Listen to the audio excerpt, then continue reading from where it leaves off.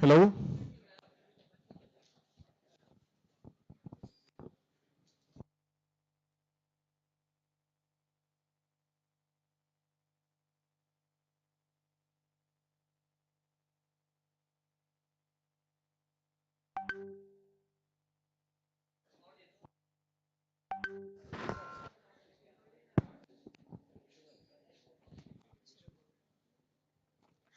Good afternoon and welcome you all to 130th edition of FIDE.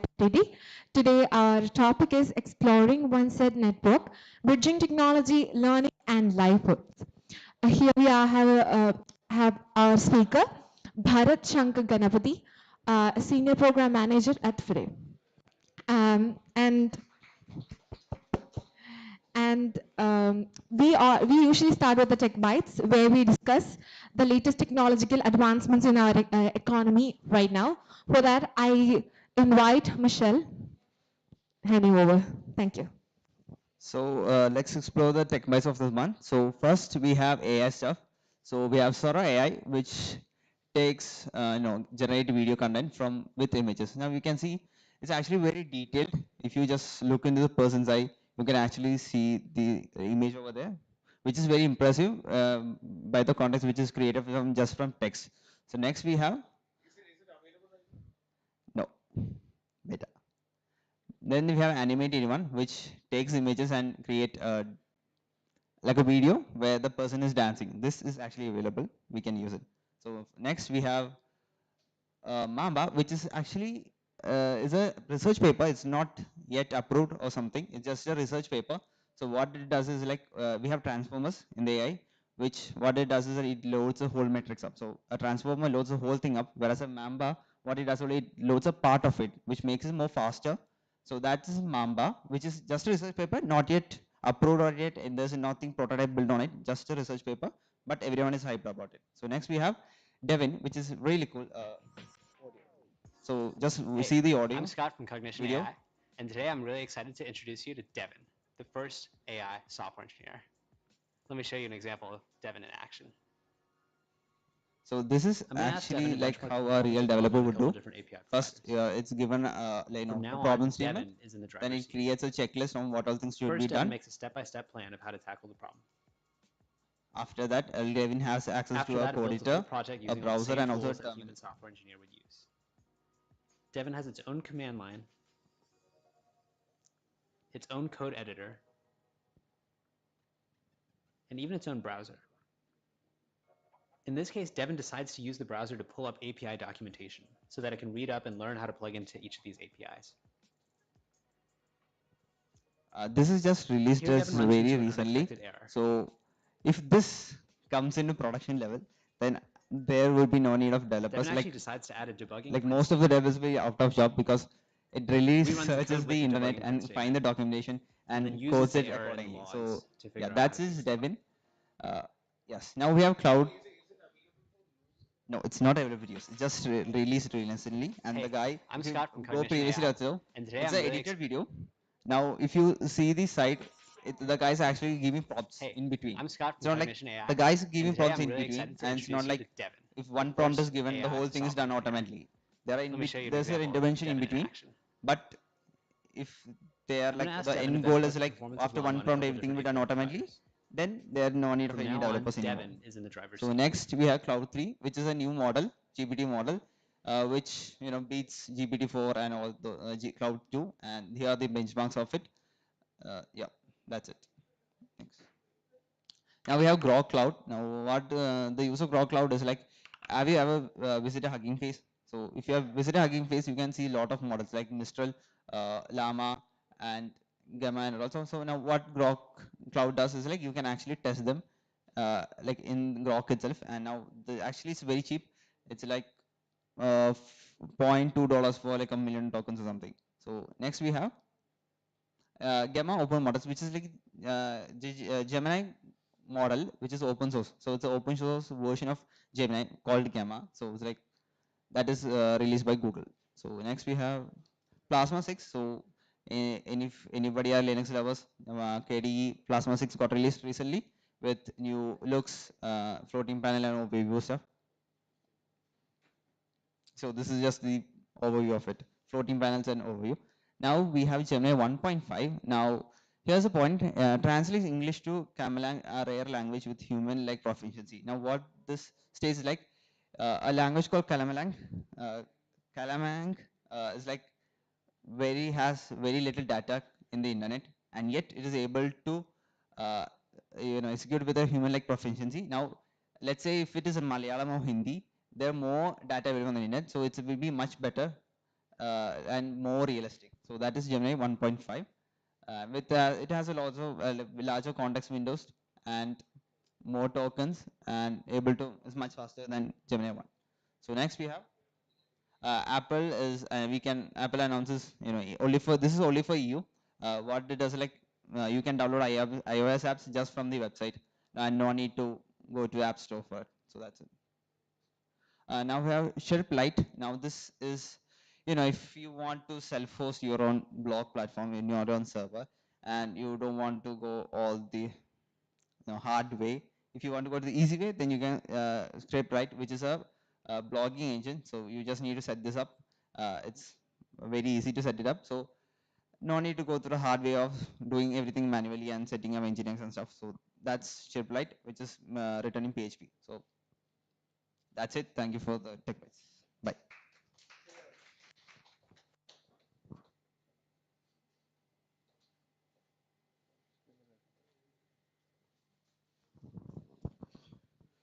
So now let's get to the main session. So ONEST. So on January we decided we will talk about open networks. We started with backend. So how many of you know what backend is? Backend? Have you heard about backend? No. Yeah. How many of you heard about ONDC? Open Network for Digital Commerce. The second session was on. So it is backend is the protocol that is created to enable open networks. Okay. So what happened is like hello.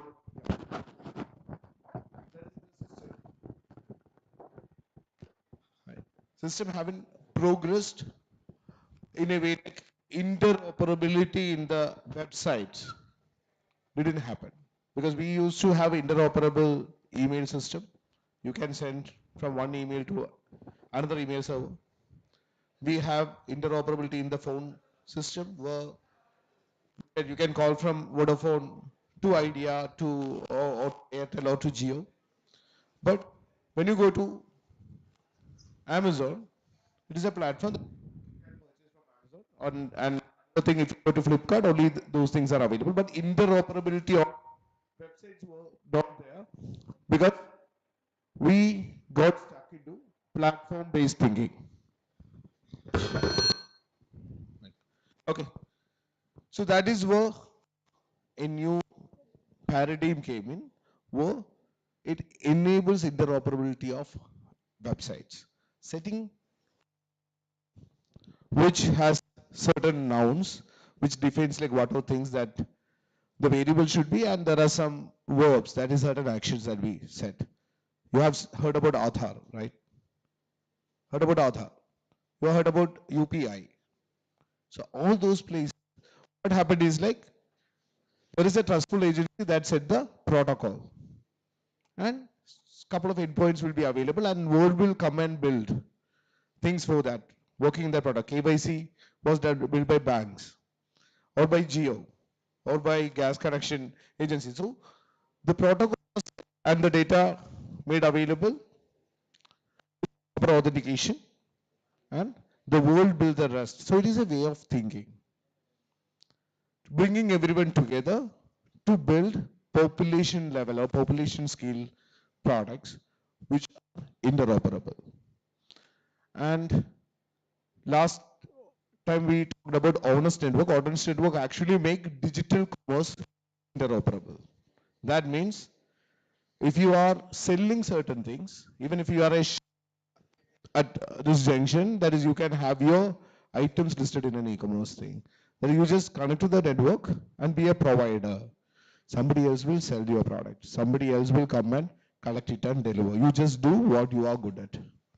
And it acts as a possibility where normally a single platform will do everything, and then it started killing the small retailers. But here everyone is coming together and everyone has the business opportunity there. How many of you have heard about Nammayatri in Bangalore? If you had gone to Bangalore, you might have used Nammayatri. It has actually killed Uber there. You cannot get an Uber there just because all the taxi drivers, rickshaw drivers, everyone started onboarding on Nammayatri because it is owned by the auto drivers. And user can download the Nammayatri app and look for ride. You would get it immediately and you pay directly to the rickshaw driver without any middleman. So the middleman based system that is getting disrupted and it is getting adopted in a way like millions of transactions happened in Nammayatri today, and then lakhs of drivers got onboarded in a very short time span. And it took few months to break that in a city like Bangalore. So it is a new movement that is happening in India and which is taken across the globe. You have seen, like if you go to another country, they go to a big shopping mall or something, if you want to pay, they only have credit cards, right? In India, even the street vendor has QR code which you can scan and pay. It doesn't require a physical device, right? No middleman, no transaction fees or everything. That is, you are able to make it happen on a population level in India. So there are innovations that are happening in India, which is currently accepted across the globe, where people are looking for implementing it in the population level in different countries, right? Always in the technology phase, we never got an early mover advantage. We always follow.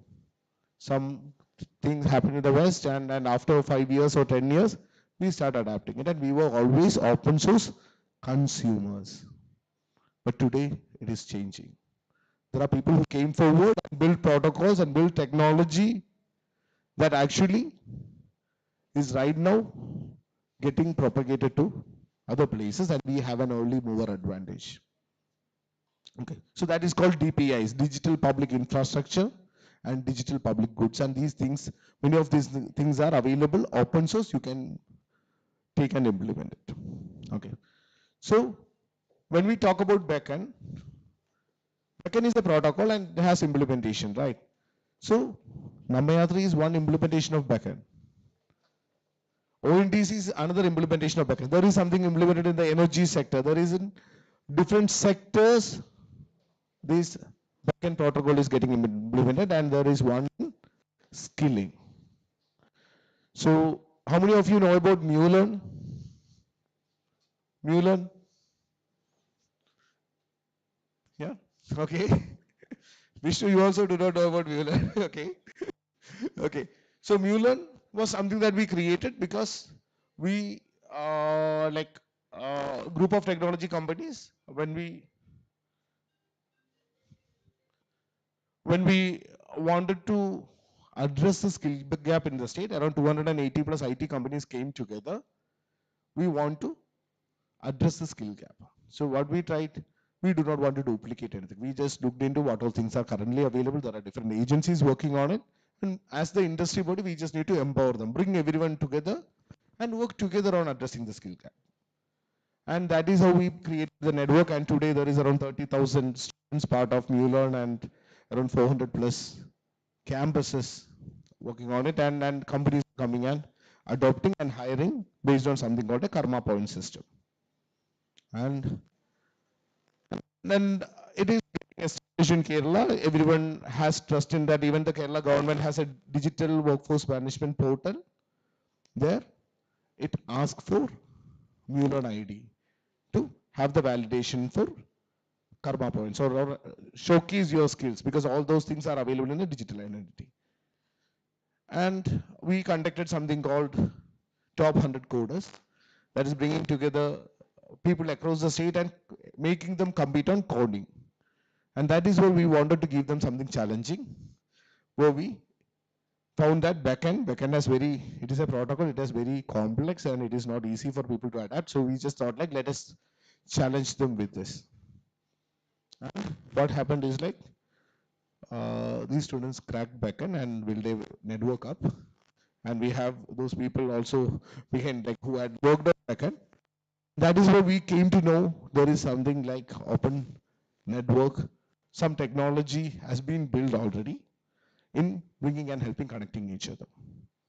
Then we went to Bangalore, and that is where I met Suren, who was there on the EkStep Foundation, who was explaining me that how he built interoperable protocol for skilling, what courses discoverable, scholarships discoverable, and mentors discoverable from different vendors, different players in the ecosystem. And it is a national movement that is happening. So MuLearn is mostly focusing on the validation part or the quality of how they learned it, like with proof of work. And the propagation of knowledge and the engagement in knowledge is what MuLearn is working on. And we see like Honest is already there having a network, making all those resources discoverable. So that is where we thought like, let Honest be the next topic. And I would like to welcome Suren and Bharath. So Suren was supposed to be here. Hi, Suren. Hello. Hi. Hey, So, I'm audible. so you are supposed to be here and you are not here. A lot of fans here. There is who are waiting to see you in person. What do you want to I'm tell sorry, them? I couldn't make it this time. My health wasn't well, but I hope to be there soon. So he came back from Ethiopia, right? What was Yeah, yeah, with some illness. So he just decided like he will stay back in Bangalore. But as Bharat is already traveling, so we just thought like we will have Bharat here and Suren joining online. So the session today is to understand the opportunities that honors bring in for anybody in the working in the edtech sector. And second one is understanding networks. Like if you were not part of the honest, if you were not part of the session for backend, there might be certain things that you will also gain from them on how the open network is. And MuLearn, like we are looking like how we can integrate with the honest network, and we will take MuLearn as a case study, and we try to brainstorm on how actually MuLearn can turn as a digital public infrastructure. So that will be the case study that we are planning to discuss towards this thing. And I would like to welcome Bharat to start. Yeah. Cool. So let's welcome Bharat. And today morning, yesterday you reached here or today? Today morning you reached here. Yeah, Bharat. All right. Sound check. Good. Suren, you can hear us? Awesome. Hey everyone, good evening. Thank you for spending your time after your school days, work days, whatever it is that you're doing, and spending time with us. My name is Bharat. I do something really boring at FIDE, don't worry about it. My job is to essentially make sure that I talk to and convince new people to pick up something called backend protocol and probably implement it and get on something called open networks. If these words are very new to you, you'll probably find some amount of clarity by the end of the session today. If you still don't have clarity, please reach out to us again. We'll sit and talk about it again. Right? For people who have heard this before, happy to make sure that you guys have a revision to the entire world of open networks and protocols. I'll let Suren introduce himself. We'll talk a little bit about Honest, and then we'll see where it goes. Suren? hey everyone, I'm Suren.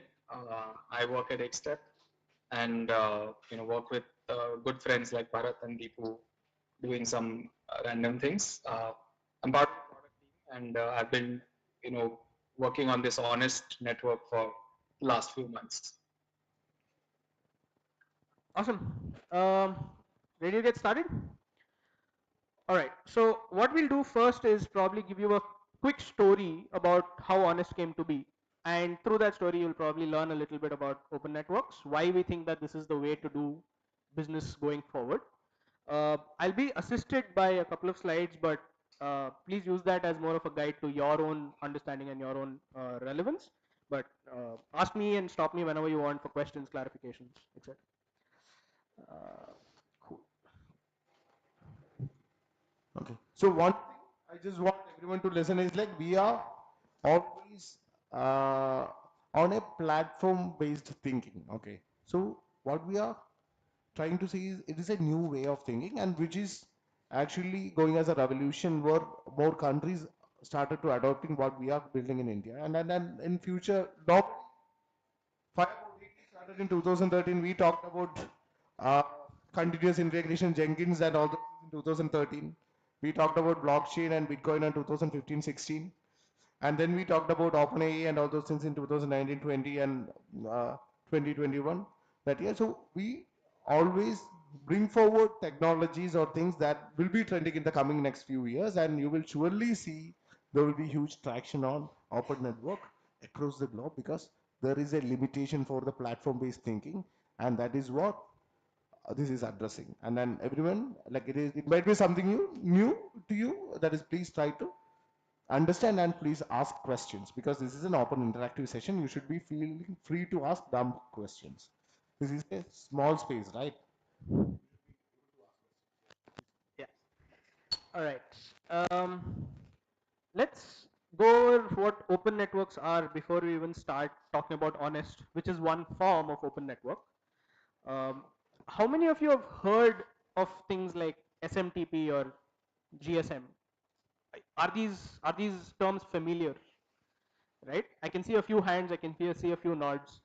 SMTP essentially started as a simple protocol for people to exchange messages, right? It forms the underlying structure of all email today. Imagine a world where it didn't exist.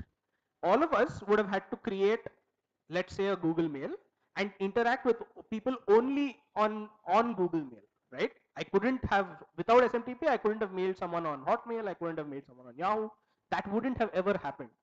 But because SMTP is existing today, all of these mail clients that have come up, Gmail, Hotmail, Yahoo, Rediff, they all follow a symbols and sort of sorted structure in which transmission of information, specifically text, video, attachments, audio, everything is going back and forth. And therefore, all of these clients are interoperable, which is the word you will hear most in the next one and a half hours, right? Uh, these clients, while they are independent platforms and independent entities themselves, are able to pass on messages between each other in a very structured format and with no additional cost, right? This is SMTP is something which is open source. It's been adopted and it's now a network of mail clients that exist for all of our usage.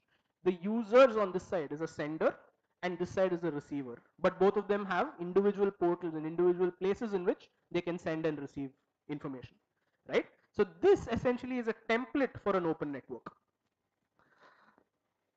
but these are essentially how the thought process of UPI also started, right?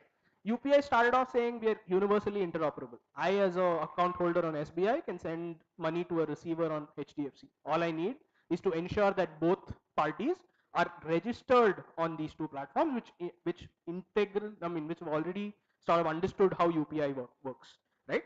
Similar, just take that SMTP example, apply it to UPI. It's exactly pretty much the same thing.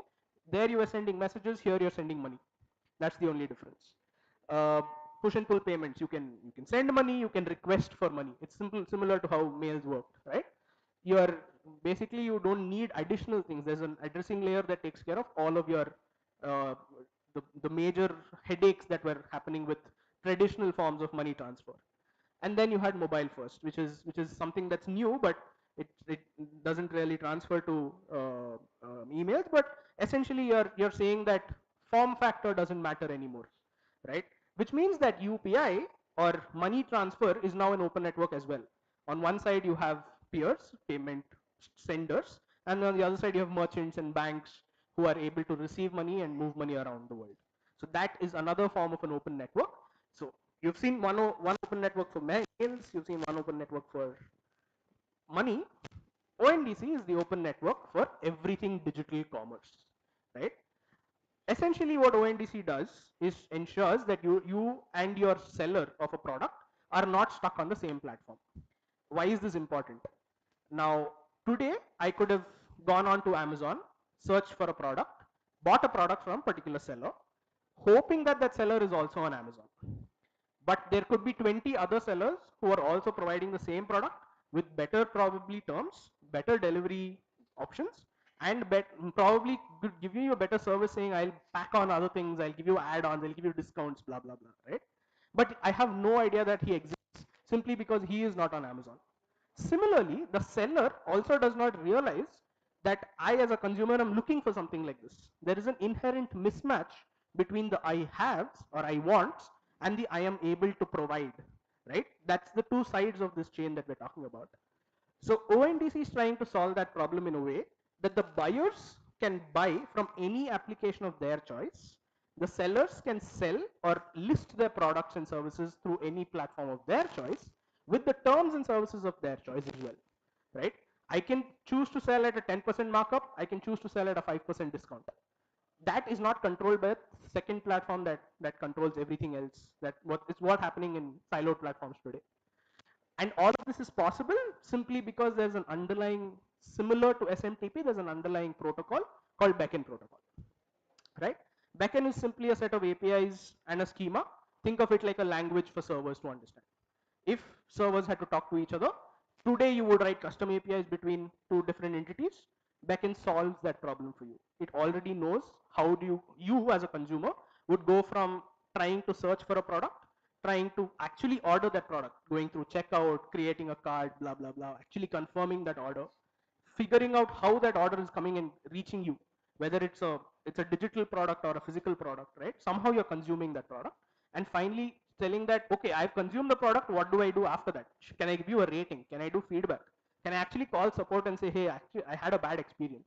All of this is it forms an order life cycle that can be mapped to a protocol level, right? It's no longer at an application level. These are all one level beneath it.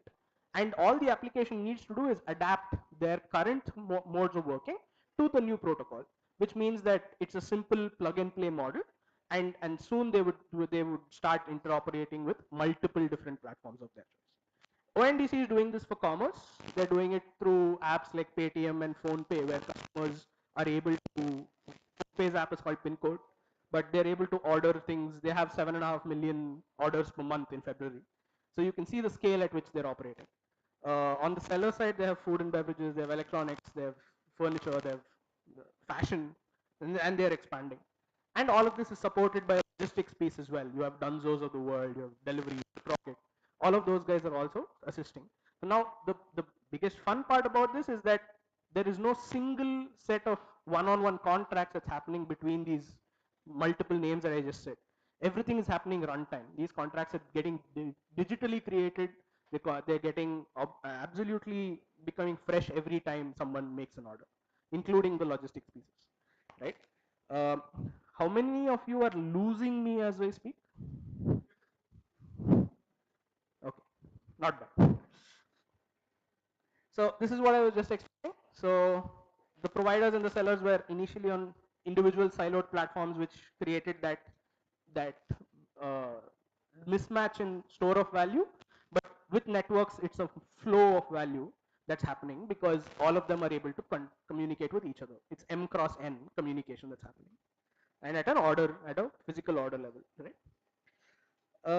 So yeah, think of the protocol itself as rails to something that in sort of instills innovation, right? UPI is a rail. All your applications that you built on UPI, or your Google Pays and Phone Pays, are actually innovative products that came on the rails of UPI. Similarly, beckon is the rails.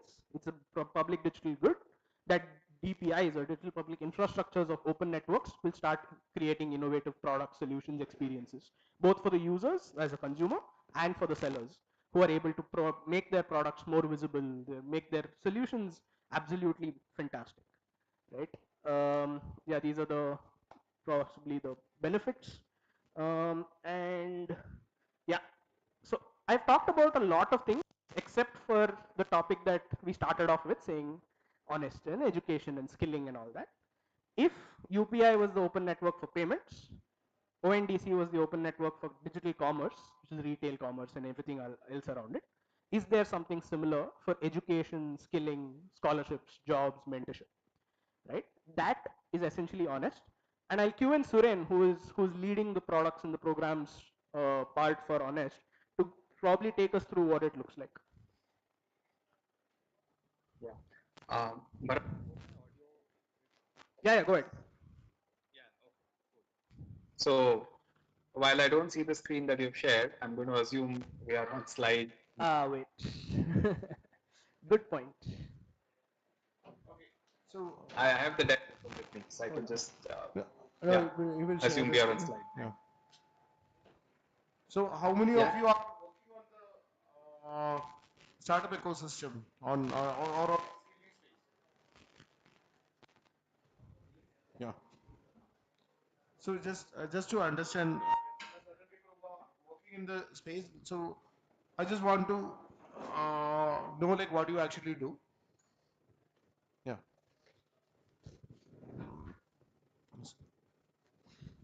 Just before going to honest, we can also understand a few people who. Hi, my name is Nitish. I'm the founder of product called Q Series. So in Q Series, how we started off was to honor all learning. So basically, we are in the school edtech sector. So as part of there's a movement going on, coalition to honor all learning, especially from European circles. So right now in our schools, if you look at our report cards, a student's identity is only about marks or academic grades or something. So we have been working on how a student's identity could be more than marks or grades. So as part of that, we started identifying different domains which are presently not in the school education focus as such. For example, student entrepreneurship, for the mental well-being, effective citizenship, climate curriculum, and all that domains. And right now, in our fourth phase of development, what we are doing is using verifiable credentials, VCs. We are trying to give microcredit certifications, which are VCs basically. So through this, a student can create a portfolio which shows more than what they are when you look at the marks. So whatever they are doing, for example, they are doing community work, for example, they are involved in some environmental activity, the entity which is organizing all that, they can issue this particular micro certificate which are VC verified. So that is what we are working on. Yeah. And are you connected to honest? No, as of not, but I went through your white paper. Deepu had shared your white paper. So I'd gone through your white paper and I'm trying to understand more, which is why I'm here. Yeah.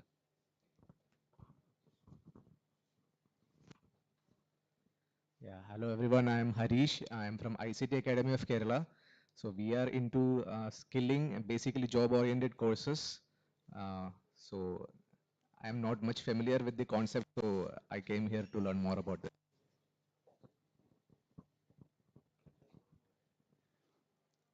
Hi everyone, this is Vivek. I came from Kannur. I was actually based off Bangalore past 20 years. I worked in Apple, Goldman Sachs, IBM, a lot of companies. And so now I'm starting up my own called greening.pro. So we are into consulting and coaching. So it's a tech, basically a product based on community learning. Past 3 months I've been doing lots of give back to community, just enabling colleges, like a lot of mentorship and free programs. Then I found a very good opportunity about learning together, connected community. So I'm creating that startup. It's like stealth we are, but currently we are continuing the mentorship give back, basically all free programs. And consulting in Bangalore based, I have a couple of clients in Bangalore. So we'll be training students and placing in the consulting space. That's what I'm into. And we also have Avira here. Avira Taragan, he's actually Digital University of Kerala is planning to start a incubator for DPA, and I think that is he's the man behind that. Yeah. Hello everyone, I'm Veera Tarakan. I'm a serial entrepreneur. I've started a startup. I did exit it before that. We started working on the concept of DigiLocker way back in 2010. We moved out to blockchain, and again also verifiable credentials as well. I had exited my company to this company called VFS, and now we realize that a lot of work needs to be done in the DPI space. Within DPI, agriculture, finance, education, identity, travel, etc. So we want to bring out more companies, more students, more people under the DPI program. work with stakeholders and bring out solutions that actually help people grow. At the same time, create wonderful companies from Kerala. Thank you. Okay, good. And then I just want to introduce one more person. Like, is Vishnu Vinayar. He was the CEO of GTEC group of technology companies, around 280 plus IT companies in the state. It was a consortium, and today he is the fellow for the Chief Minister of Kerala on skilling. Okay, Vishnu. So hi all, as Debo mentioned, I was actually the Chief Executive Officer for the group of technology companies, which we had actually around 300 companies as a consortium member, and all the MNCs and the startup SMEs are part of that. And I was actually the CEO for GTEC for around 6 years.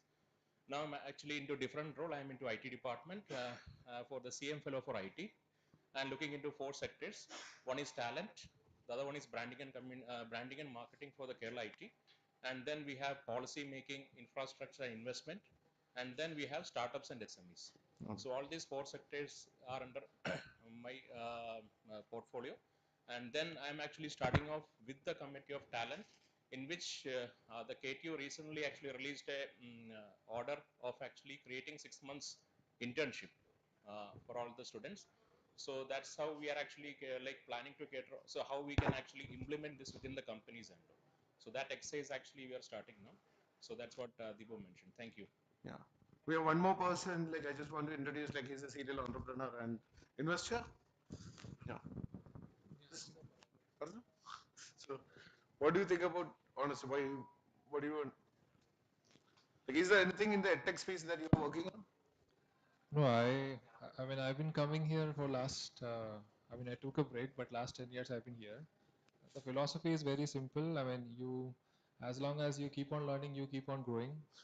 So I just want to, very interested to hear about how ONEST is going to solve this problem at scale, right? Because I think everybody have a mindset of platform, because people don't think from a large interoperability perspective. So again, I'm not very bullish about ONEST, but I think it's good to hear about what ONEST is trying to solve. Whether the problem exists or not is a different perspective. So I'm happy to learn more. Okay. So understand, like, there is a mix. There are students also there, and entrepreneurs there, investors there, government officials there, ICT Academy, which is the nodal agency in Kerala for skilling ICT things, and also like people like NGOs who are working on that space. Yeah. Absolutely. Thank you all for making time and attending this session. Hope you get something out of it. Yeah. Yeah. Suren, your audience is set now. Now, pretty exciting to hear folks working on verifiable credentials, different types of badges for students to, other things like Skill Ministry, Chief Minister's Fellow, GTEC CEO. So yeah, wonderful audience. Thanks for taking out time to come. Yeah, so what we saw so far is how open networks facilitate transactions between two parties, no matter which app or platform they are on. And what ONEST is trying to do is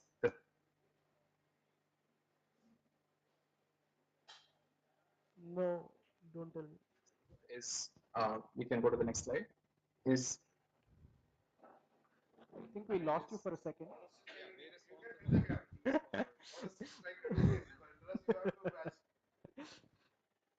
Yeah, Suren, are you able to? I mean, I see the next one. sure. Yeah. We lost you for a second, so you might have to. What Honest is trying to do is, and then we have to repeat.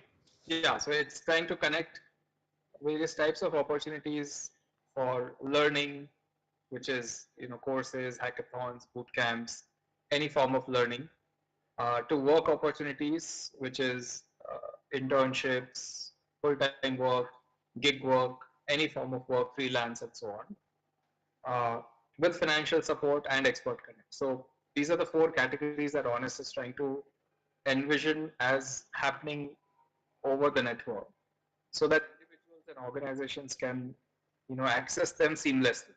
So you could imagine a person who just completed her degree or diploma and wants to get a job, but she realizes that to get the job, she needs to take up one certification course.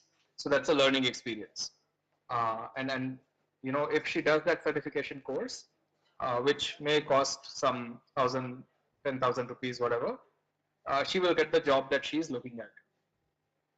To do this full life cycle, now with all of these available on the open network, someone could create a career pathway for her. So that's what ONEST envisions as a fair and open network for everyone to access opportunities in their life. Go next. So the same four categories we spoke about, which is all of these combined together is what an individual today looks at in their life. And when you see them from the lens of not just you know, software jobs, but when you see it from the lens of gig work, delivery agents, people who are trying to sell insurance door to door, you know, people who are working in factories, manufacturing electric vehicles, cell phones, and people who do picking and packing, which is all your supply chain for e-commerce.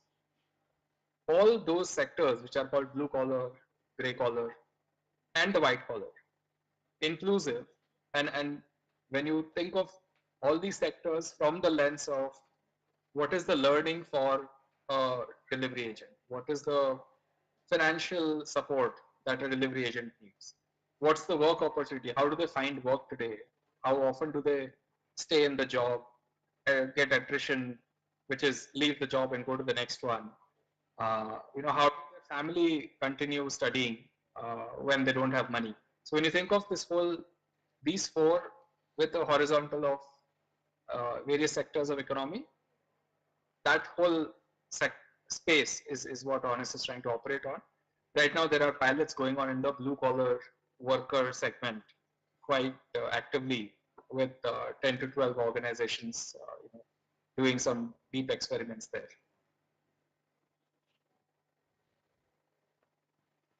And essentially, it's trying to unlock these three things, right? Discovery of opportunities. Imagine, can somebody find a job in a factory within 200 kilometers from where you are? And is that available so seamlessly that you can literally see it like an Airbnb map where you see all the jobs around you? That might be happening for some of us, but is that happening for everyone, especially folks who do factory work, gig work, and all of that? So how do you know, unlock discoverability, unlock adjacencies? For example, you know, if Namayatri is operating into mobility, which is auto rides, can they do something for the welfare of the drivers? Which is, can they start showing scholarships to the drivers and drivers access them for giving education to their kids, right? So can it unlock adjacencies? Can it provide more choice and opportunities to people? And can it leverage local networks? So one other thing that happens in India is a lot of assisted economy, where most of the shopping or digital transactions in rural areas happen through word of mouth and through somebody helping someone do it. Like say even a 10 rupee recharge, if you recall a few years ago, happened at a shop where you went and said, can you please do a 10 rupee recharge for me, right? People didn't do recharge on their own. And that's the habit of tier 2, tier 3 and onwards people. So, and that network, what is called local, relies a lot on trust amongst each other. So if tomorrow that you know, shopkeeper who is doing 10 rupee recharge for me says that, hey, switch from Vodafone to Idea, it's giving better speed and so on, people were willing to do that. Or if that person said, buy this certain insurance or buy certain product, that word of mouth and local trust is there. So I think a network which truly decentralizes and then disrupts that e-commerce, which is monolithic platforms today, will essentially solve for these. Bharath, if you want to take through the next few slides and talk about these aspects more in detail. Awesome. But before we go into local networks a little more, let me circle back and ask how many of you really understood what it is that ONEST is trying to do. If anybody could based on your understanding, based on whatever we have heard till now, give us one example of what an honest transaction would look like. What is it that you as a consumer would see on honest? Would someone like to take a shot?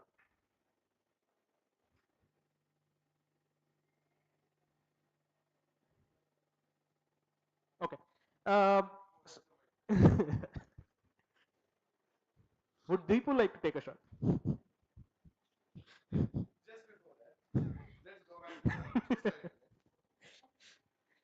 So, like when you, like whenever in a network, for example, in an honest network, like there is providers are there, and the consumers are there, right? Or in backend, like it always comes like there is a provider side and a consumer side. Okay.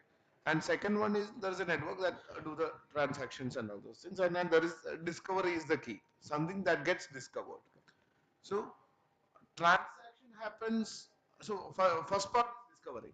Okay, here what are things are discoverable? Like one is courses are discoverable, or experts are discoverable, or work opportunities are discoverable through this platform. Correct. And learning experiences you mean by content, courses, and writing. Okay, okay. So these type of things are discoverable, and need support for financial aid, that is discoverable.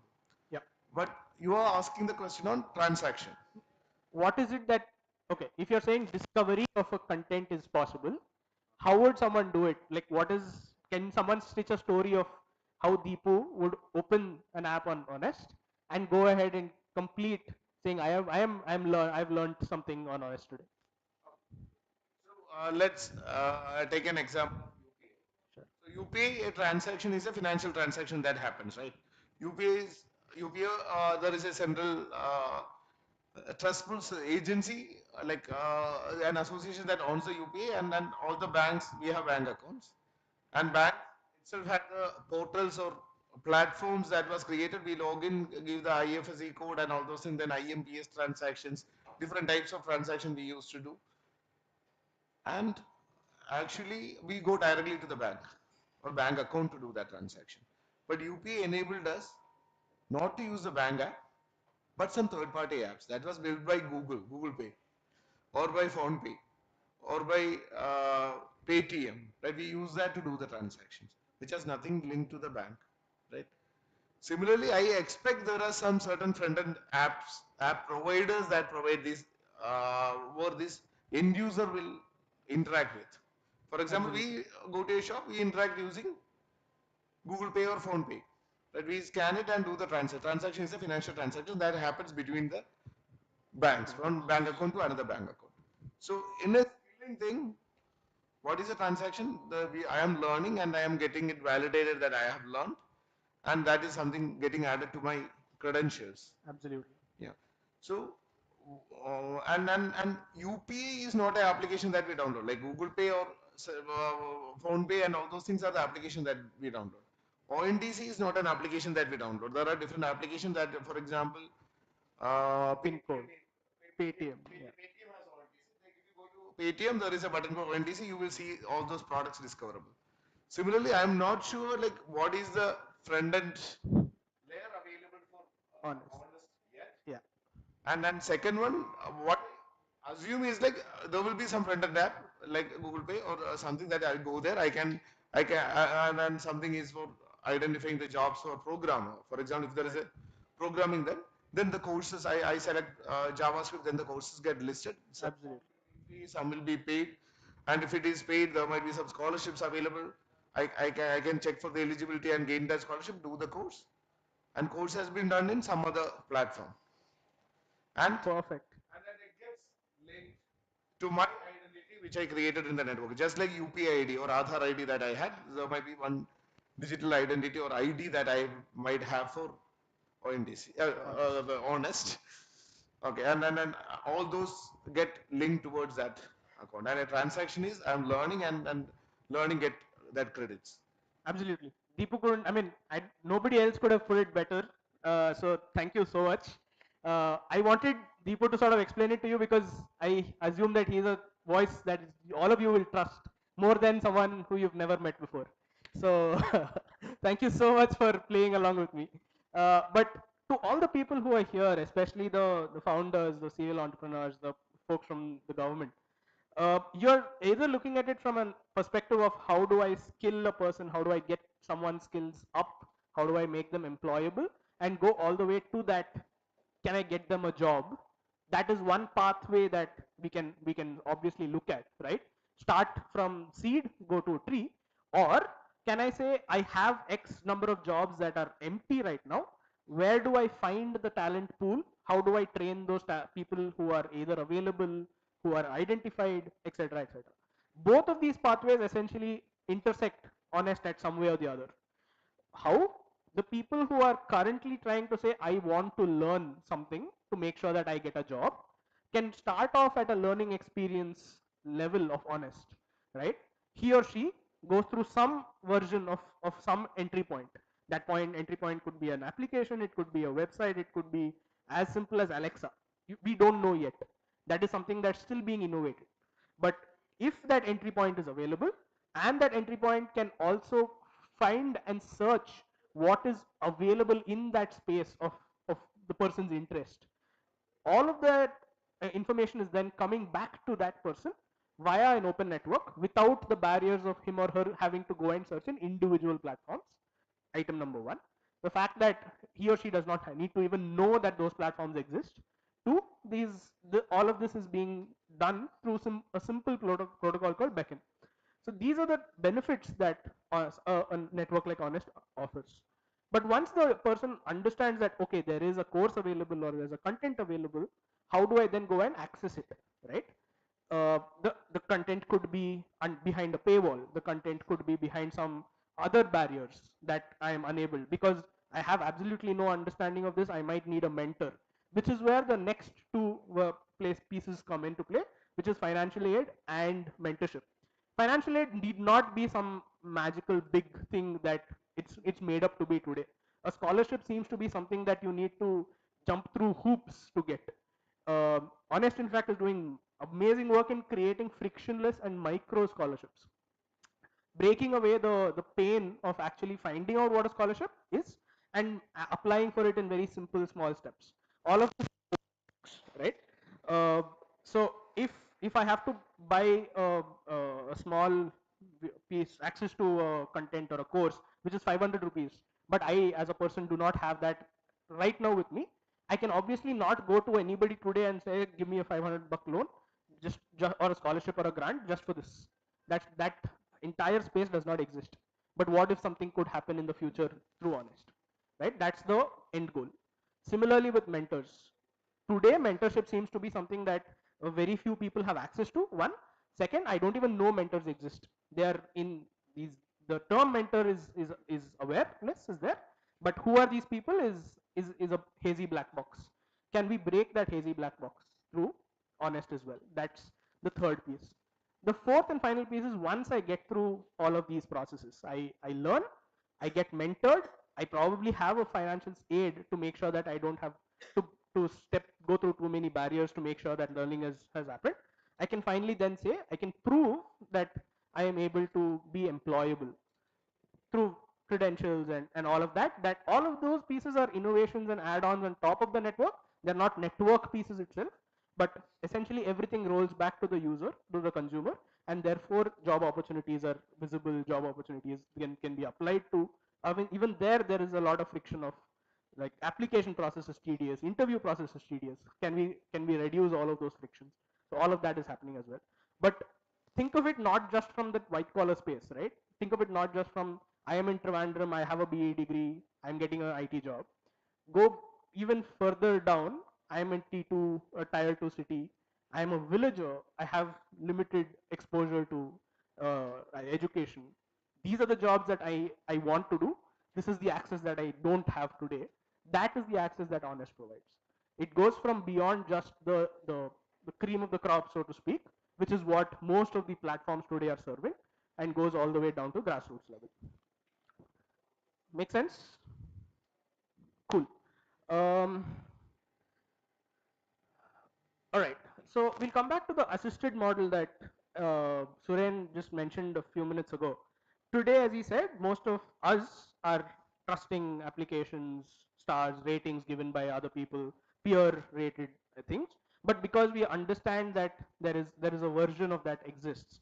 But go a little bit further out of the main metro cities, most people trust only the word of another person that they trust, which is your local kirana shops, your bank officers, your hak darshaks, the guys who are able to give you schemes.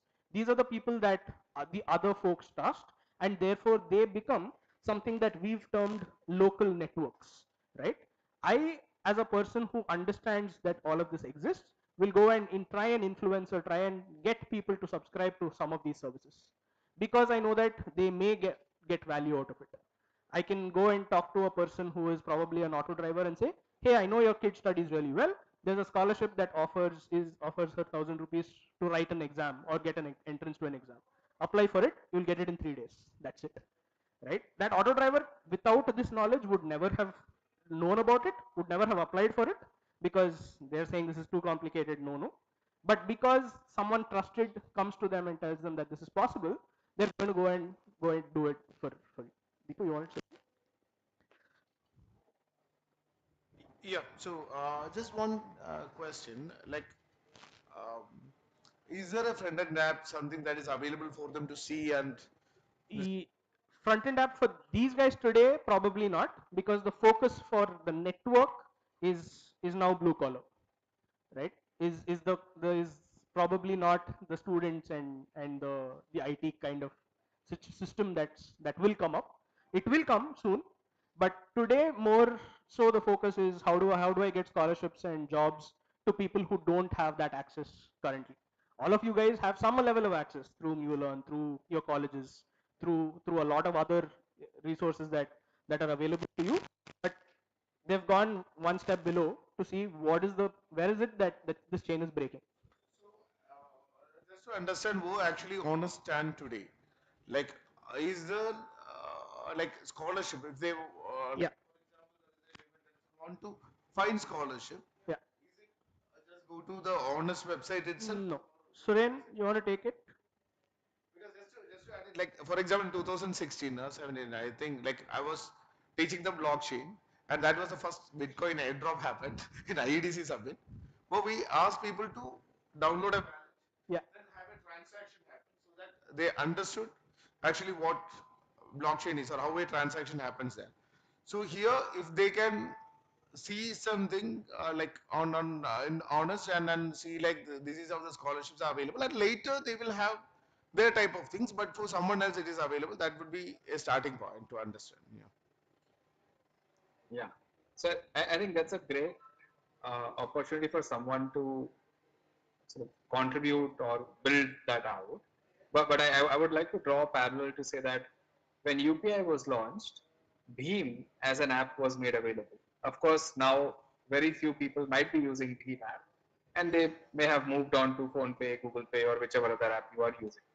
Uh, in in contrast to that, if you look at ONDC, there is no ONDC app or no Bheem of ONDC, right? You essentially go to Paytm, the pin code by PhonePe, or Namayatri and some other app to search and then complete the transaction that you're trying to complete.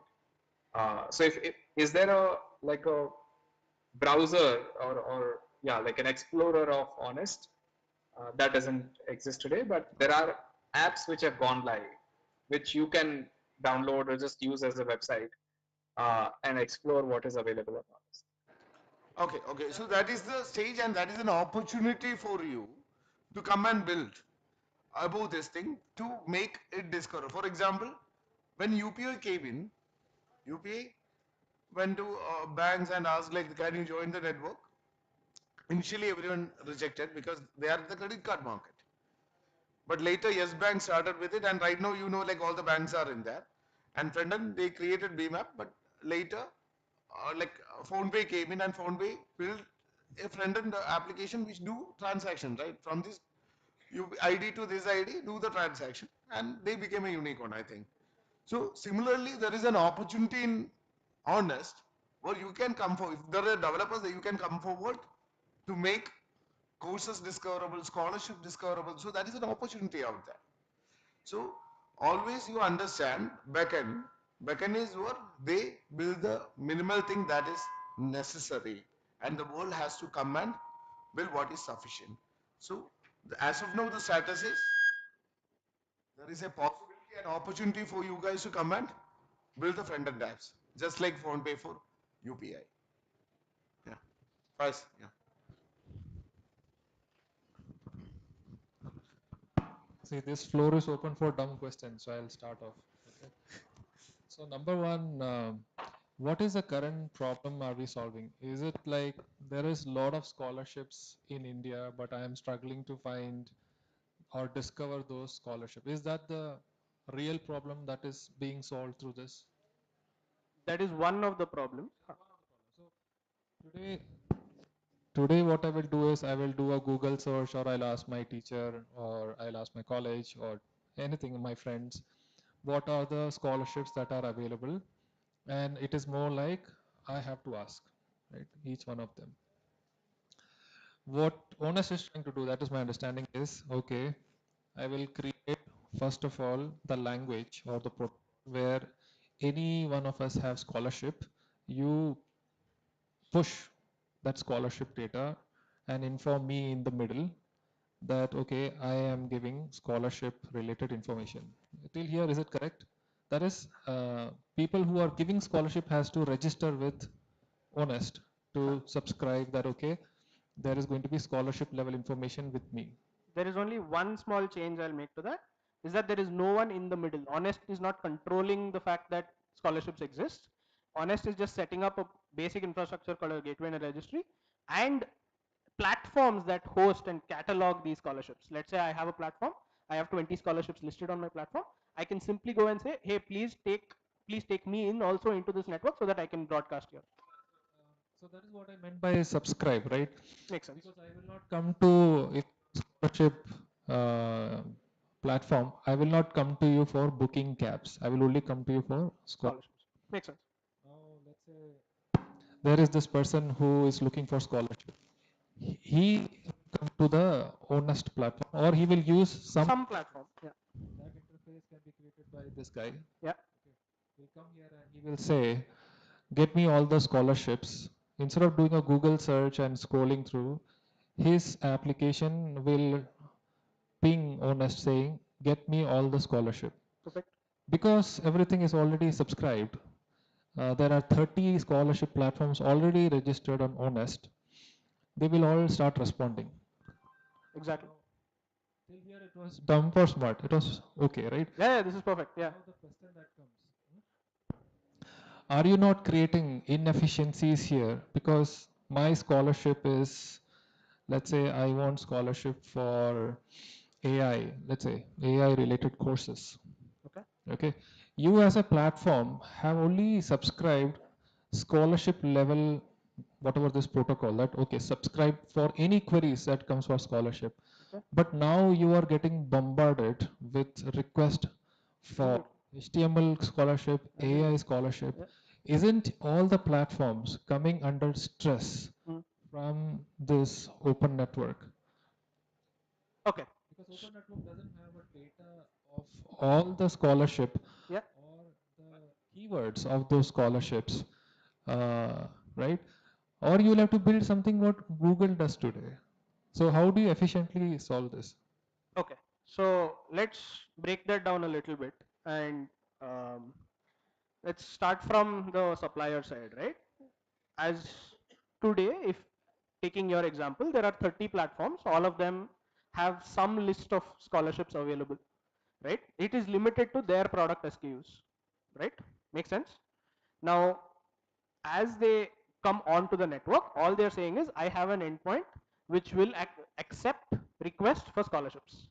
That is all they're signing up for, right? The network in essentially is saying, I will create a space for 30 of these platforms, all of them to publish their scholarships, and also to make sure that there are 30 other customer facing applications or platforms to beam their requests saying, I want scholarship for X, whatever that X and Y and Z may be, to beam those requests to the respective platforms who are publishing scholarships. Your theory of inefficiency that a request or a intent for a scholarship might not be served by these 30 always exists, correct? So I might, as a user, I might say I want a scholarship for AI courses, and it's very possible that none of those 30 platforms publish a scholarship for that. But if it gets bombarded long enough, there could be some guy who's saying, okay, wait, I'm getting these searches. Why don't I create an SKU for this? Right?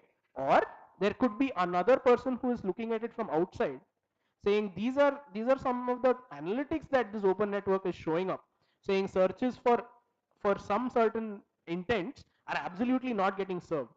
Why don't I create a new product and a new set of scholarships purely based on this? This is something that is an evolutionary sort of a process to ensure that you're serving the entire breadth and scope of all the intents of your customers. But the network at this point is trying to do something even simpler. If you have money as a CSR fund saying this is scholarship money, your scholarship money right now is basically beamed towards, I will require 20 different criteria, I will require 5 different documents, and I will sit and individually go and verify whether everything is done, and only then I will provide the money, fund you the scholarship, right? That is the process that's happening today, and it's at sums that are much higher than what people require. It is breaking this mismatch. I can create a product, a scholarship product, which is simpler, which does not require the complexities existing in the world today, and I can make sure that everything in that process happens over a simplified network transaction, rather than having to introduce more of those friction inefficiencies or process inefficiencies.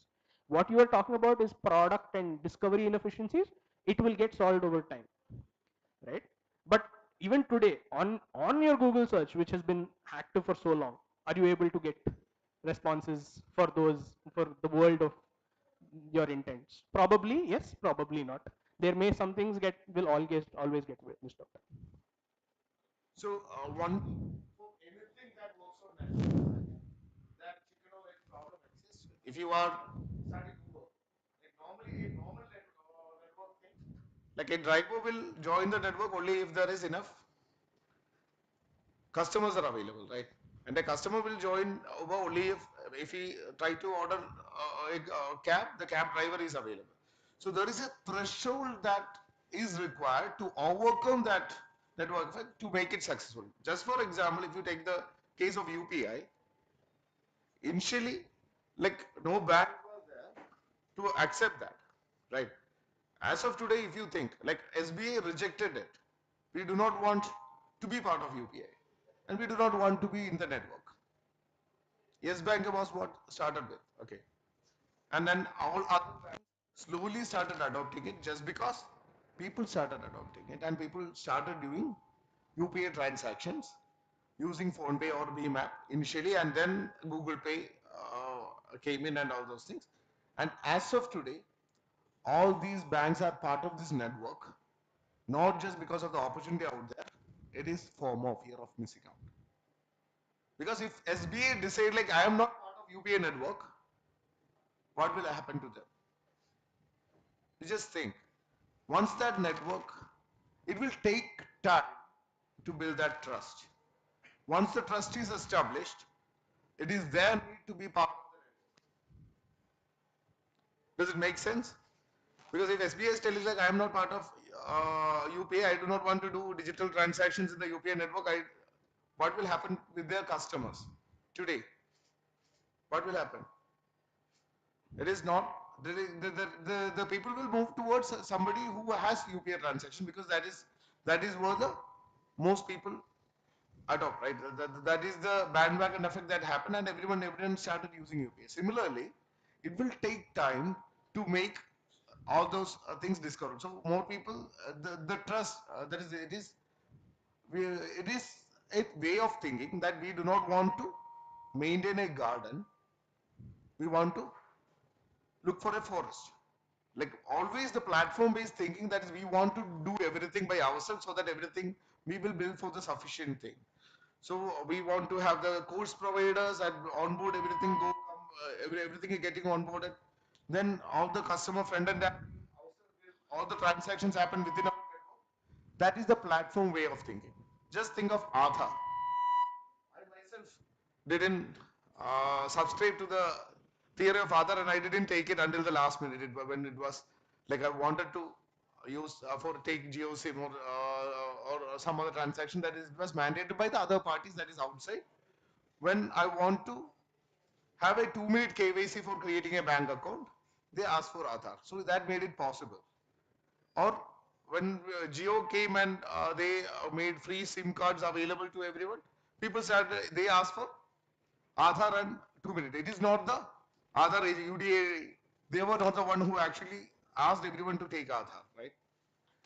The outside world or outside people who actually started connecting to the network started asking for Aadhaar. And as of today, I think almost 99% people in India has Aadhaar.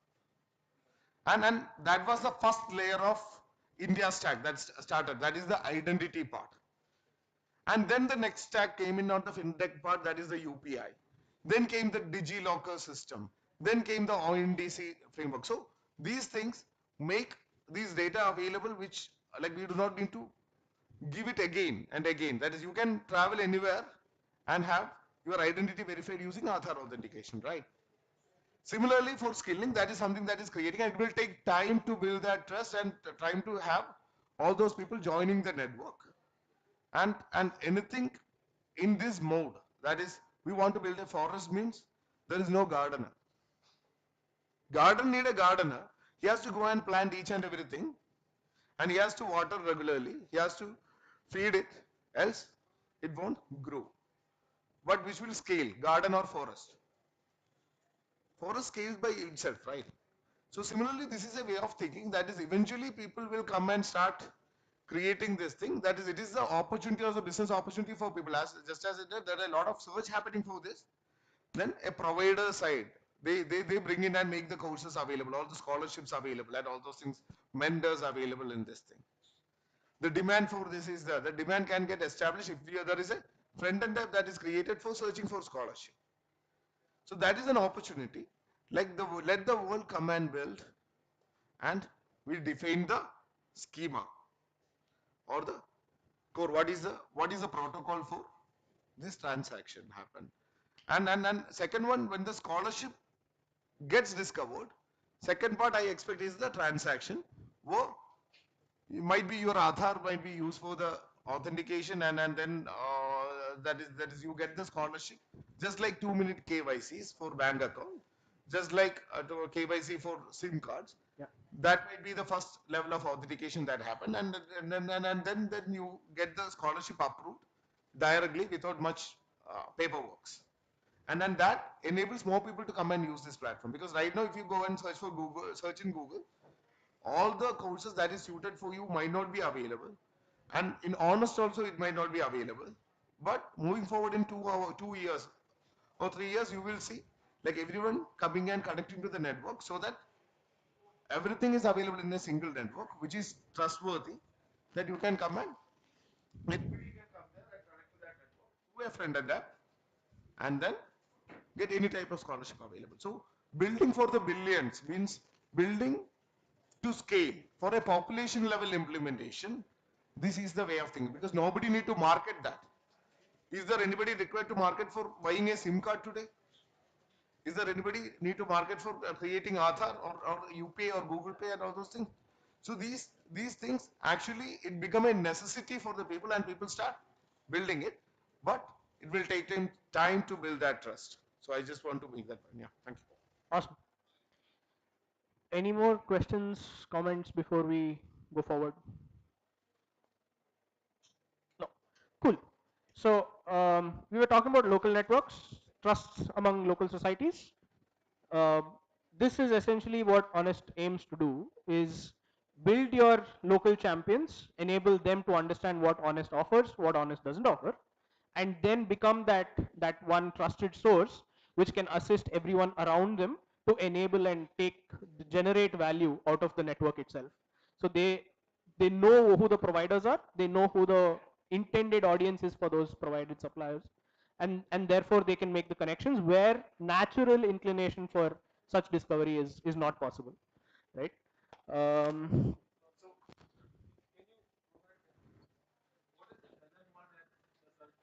okay. Yeah. So a local network is essentially one or two people who are trusted among a small community. They could be your local kirana shop, your bank officer, etc.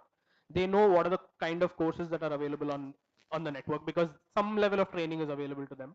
They know what kind of scholarships are coming. They know what kind of jobs are coming in for that particular locality, right? And they know the people who are in that locality who will benefit from those kind of services. And therefore they become the local network of ONEST. So LN1 is essentially local network of ONEST 1, right? ONEST as a network, digital network continues to exist, but this is the physical representation of ONEST. So multiple of these local networks essentially become a larger area-wide network because bank officers will talk to each other and say, oh, okay, there's a job offer in the neighboring city. I can send a couple of these boys to the next city, and therefore that connection is made. While the identification is assisted by that local champion, there could be the actual application process, the more detailed forms of and going from discovery to actual fulfillment will happen on the network itself. And therefore you build up these small networks. This is actually happening in Bangalore. I think there are 5 sort of suburban areas of Bangalore, but more rural, and people have picked up some stuff like this, and they're building a local network for jobs. It could be geography. I mean, for local network specifically, it will be geography based because you need a physical person who's acting as your trusted source. But in the future, it could be anybody who you claim your trust. If you have a credential that can prove your trust, then it can be non-geographic as well.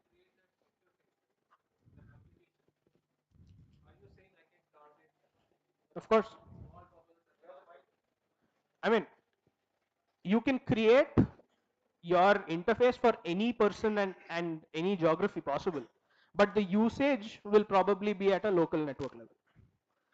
You have multiple local networks all using individual entry points on your interface, and then overall there will be someone who is collating all of that together and sort of sharing that data.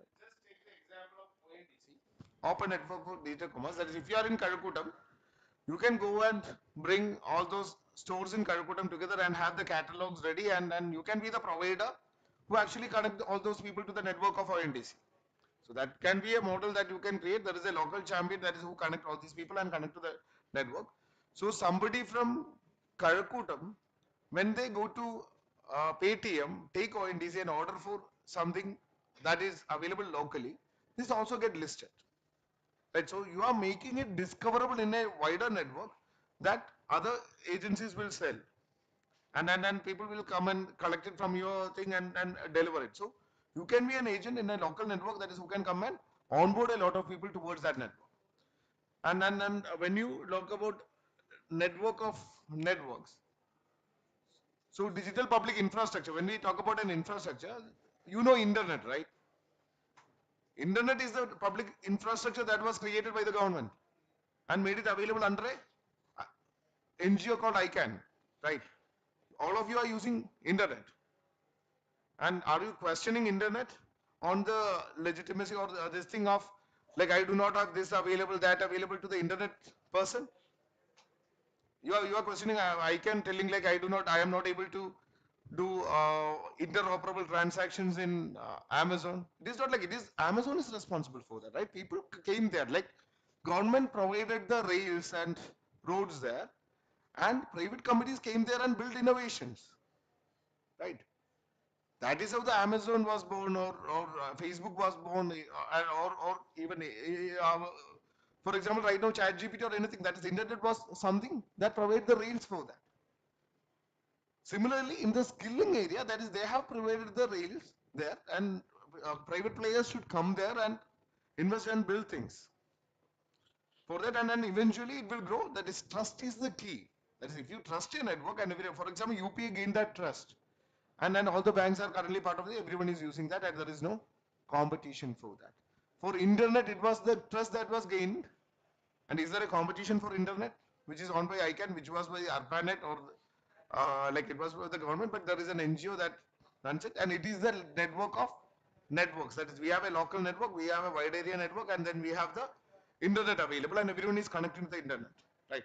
Similarly, this is just like thematic ways that networks are coming in for uh, commerce. ONDC is coming in and making them interoperable, because at the age of internet, what happened is like people started building platforms and stopped thinking about interoperability. And then they have gone very fast that interoperability is not possible as on email or as on telephone.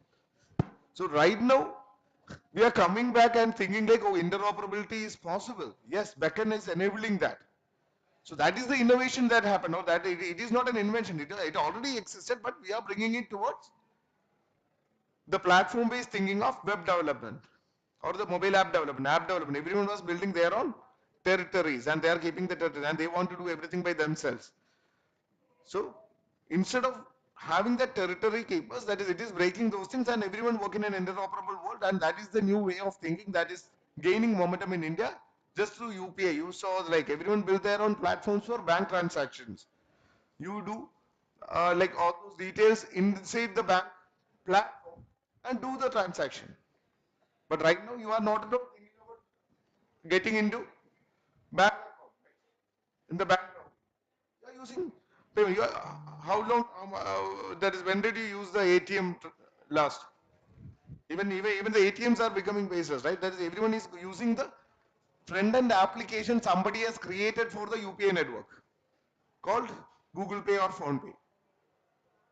And what is it has to do with the bank? He just created a front end app, and it is connected to a trustful network of UPI. That is the trust.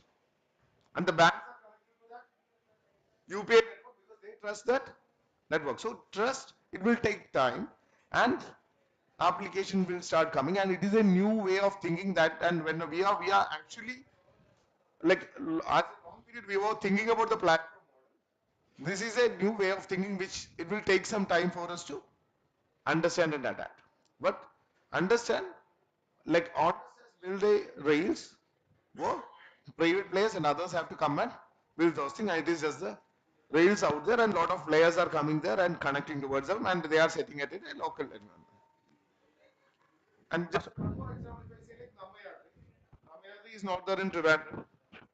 But in Bangalore, if you go to Bangalore, if you use Uber, I had waited for 45 minutes to get an Uber, and finally I cannot get that. I tried Ola, I cannot get that. Then I went to, and I tried directly connecting to an auto rickshaw driver, they were not attending. Then I downloaded Namayatri.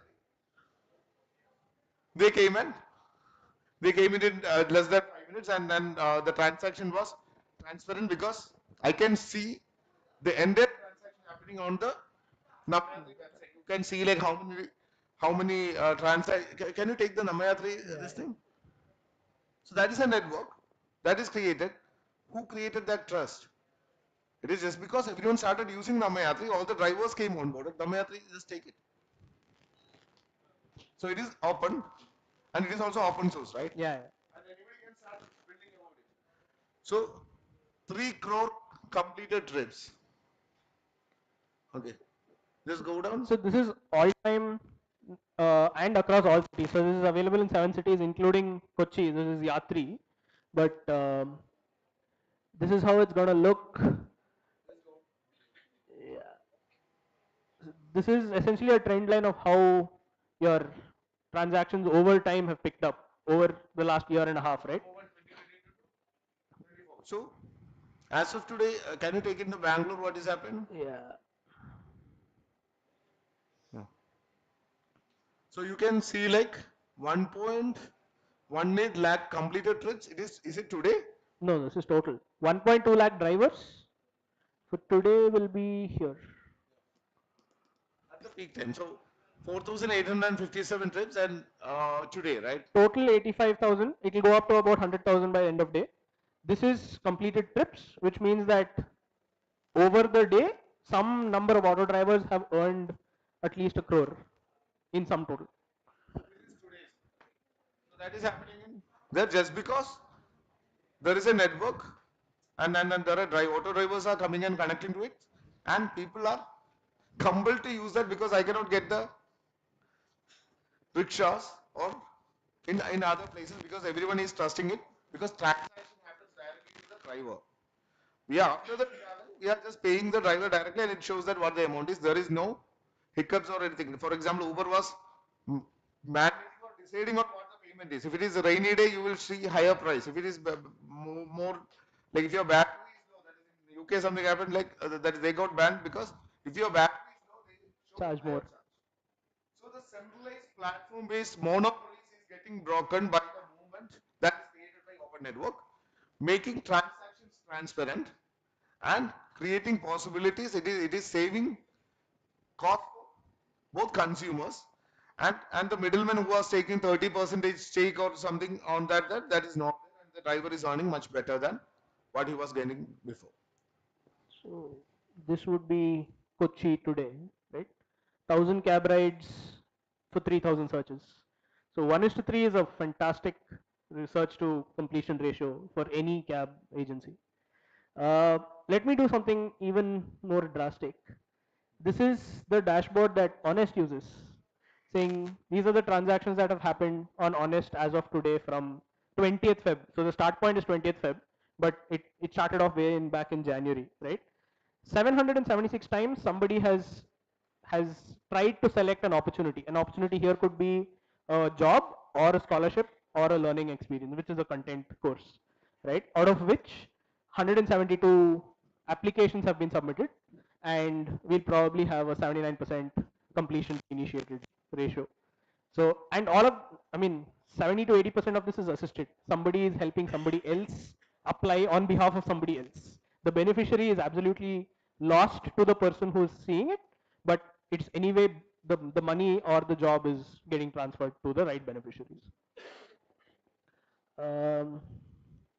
Yeah, so time taken, there are multiple metrics. This will soon become an open dashboard. It's currently some beta stage where even we are trying to see what are the kind of analytics that we need to be seeing for an open network. These are some trend lines for it, and you can filter by what kind of transaction you want to see on top. Yeah, but this is what Honest is doing today. Anything else that you want to bring up? Okay, and the people behind one is EkStep Foundation, right? Yeah. Could you please just talk? Yeah. So Suren belongs to a foundation. Hosting it and who is maintaining the server and all those things? That is another question that is coming. Then. Yeah, sure. So EkStep Foundation is currently sort of the incubator for the network called Honest, right? What does it mean? They do all the necessary activities to make the market of Honest. They bring in the right players to be the consumer facing applications. They bring in the right players to be the provider side applications. They also bring in the right players to provide on ground support, tech support for people who do not have such resources or the time or the effort that they can't spend that time or effort. So they bring that whole ecosystem of players together. They make sure that all the resources from a backend perspective, because Honest as a network is powered by the protocol called backend, which means that everyone needs to implement backend protocol in order to be on the network. Therefore, they also provide the necessary resources in terms of education, in terms of toolkits, in terms of help startup packs and all of that to these platforms. So EkStep does all of that. It also makes sure that the work that we do is visible through those dashboards. Apart from that, Protean, which is the offshoot company from NSDL, they are the ones who are providing gateway and registry services pro bono. They're doing it for ONDC. They're also doing it for Honest right now.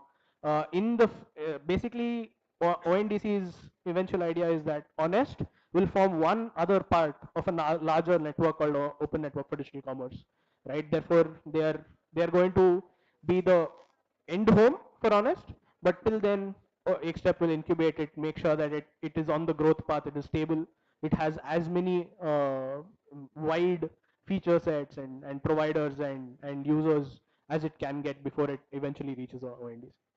And FIDE, the organization that I belong to, is essentially a co-author and a Genesis author and a sort of a steward for backend protocol itself.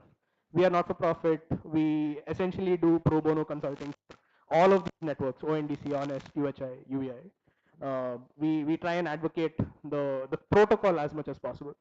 So and with on EkStep, we've tried to hold communities and open source volunteer based sort of workshops to make sure that people understand how backend is implemented for skilling, education, etc. To be a little bit more specific, tomorrow there is a DPE conclave that is happening at Kovalam. I'm not sure all of you are aware of it, right? DPE conclave at Kovalam, and Pramod Verma is coming. Pramod Verma, who was the architect of Aadhaar, who architected UPA, and all those things went to the population level, and they are maintaining the FIDE. That is easy. Yeah. So Pramod Verma also wrote backend protocol, for example. The people who wrote UPA are the one who actually behind the backend protocol, and they are the one who is incubating honest. And that is the credibility, that is the trust that people have, because but having that velocity, right, like the traveling faster to onboard all those players to the network, that is very important. That is whichever network that people uses, that becomes the most prominent one, right? But this way of thinking, and it is actually incubated at the right place, and it is in the early stage, which actually provide opportunities. That is why I told you, right? We talked about Bitcoin in our blockchain in 2016 when it was 50,000 or 20,000 rupees, and we had a session like talking what is Bitcoin, how is blockchain, and all those things, and even we did an airdrop to help people understand what it is, what is blockchain, or how the network enables. Or LLMs we spoke long before, and right now why we selected this is just because to sensitize our network or our people on the possibilities there, on the way of open thinking. Because you see right now UPA in India, if you go to any other country, like whoever traveled outside, that is, you may not be seeing it there. Everywhere you have to use credit card, and even if you have credit card right now, that is the most convenient transactions, right? Everyone is adopting, and don't you believe like this will actually go to other countries also? Don't you believe that other countries don't have a demand for that? Similarly, all these open network thinking, those type of things that works in the population scale, that is a moment like around 40 countries are trying to implement backend right now. I think there are hundreds of companies who want to adopt backend protocol or ONDC and all those things, but we do not have skilled resources who are capable to do that. We talk about job losses. Opportunities are getting, AI is getting replacing the jobs and all those things. That would surely be there, but there are new opportunities that are coming in using AI to build things, build new things in the open network. That might be another possibility that you have to look into. That is, if you know backend, that is, you might be able to get a much better placement in any of these companies that is who are trying to adopt backend or implement it in a country, in a population level. Okay. So just building or bringing awareness about honest in this early stage itself, that was one intent for this thing. But in after 1 year, if you look back and see, like we might be speaking here, like how honest became the next biggest thing. That the skilling is concerned, like anybody looks at the Aadhaar for skilling, that is that. Yeah. Have that, and from the mLearn perspective, mLearn, as I mentioned earlier, mLearn is working on this space, bringing everyone together. In Kerala, we have established a network with government, with industry leaders. Around 200 plus IT companies are part of it, and you can see all the universities are part of it, joining hands with us, and there is a trust that is getting established, and today it might be more than 30,000 students in the platform.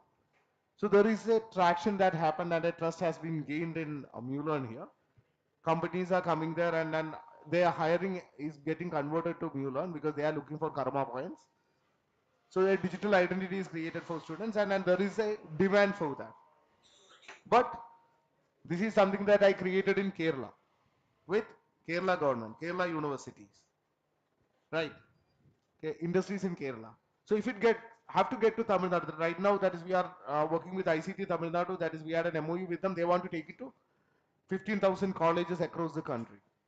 Wadhwani Foundation is coming and working it with us to take it globally. But I cannot scale because I am maintaining a garden here, where I am here, I am talking to all those people and doing it.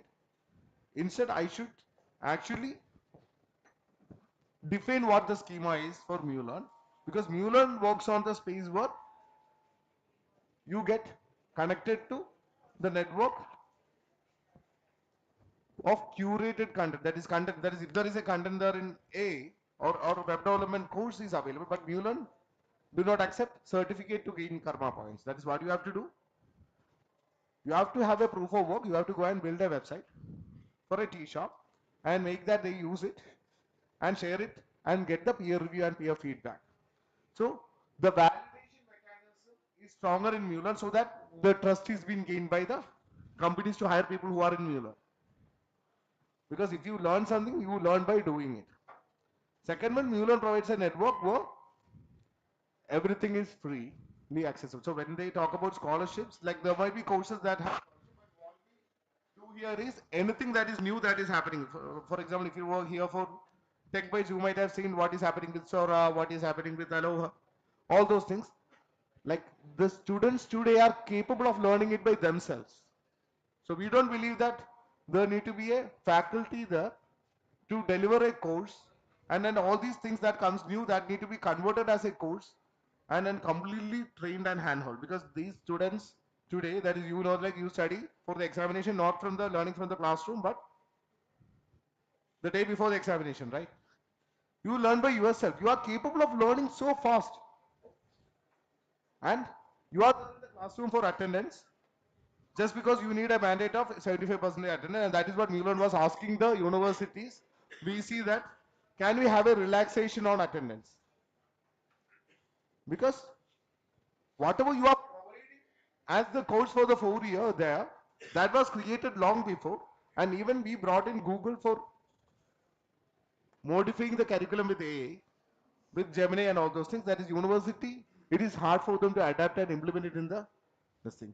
And whatever you have to work, what are the technologies or the problems that you have to solve, might not be problems today, or those technologies might not exist today. And the skill that you have to learn is to learn how to learn and adapt by yourself and then build things, right? So learning anything new and building those things, and then whatever comes new, that is, you should have a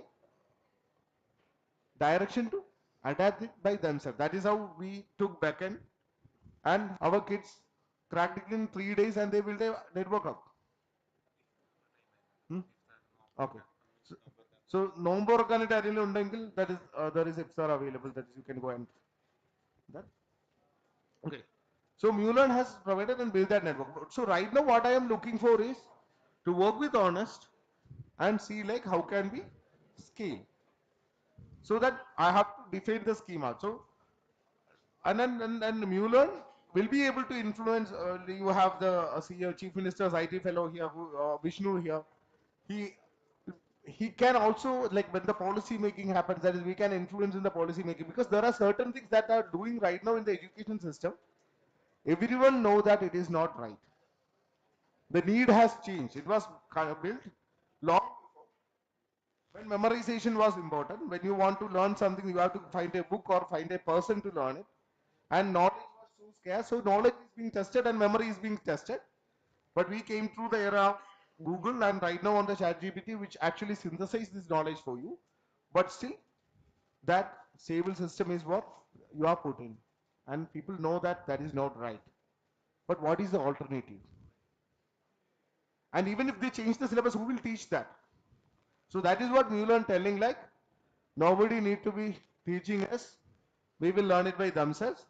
Just some architects or someone available for 1 hour in a week, or people of similar interest from different campuses come together, we will learn it by ourselves and we will build things and we will ship things.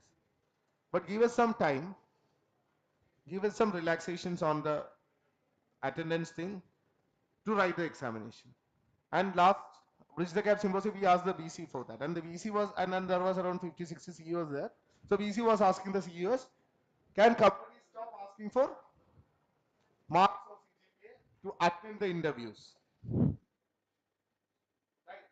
If the companies are always asking for marks, university have to prepare them with mark, because without mark, the students are not allowed to attend the interviews even if they have skills.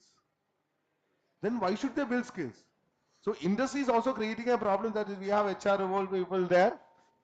You asked for one, right? You asked for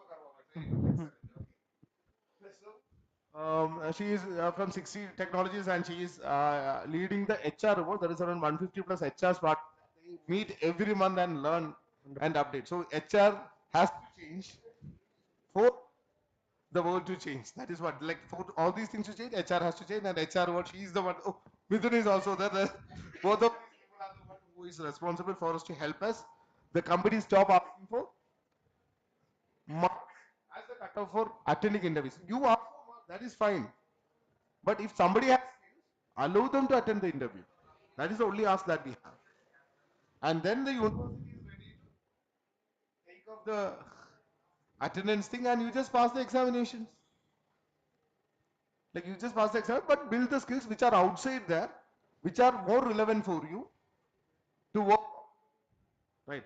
So you belong to a special, for the students, what I am telling is that you belong to a special breed where industry is completely unstable. Industry itself doesn't know like whom to keep in the company, because they are checking the people who become irrelevant in the company just because AI agents will replace that job, because the companies that is getting most investment today are the companies who are building AI agents to replace jobs. Right. And understanding the foundation has become more important today. Because earlier, during the assembly line period, like, you just learn certain things, and then high skill is not required, because you just need to learn to know how to do the repeated things, and you will be able to survive. And then people become more lazy and more easy, because long before, if you look at, like, if you are a farmer, that is, you have to learn to understand the climate, know like what need to happen. More skills was required to be a farmer, but today it was not the case.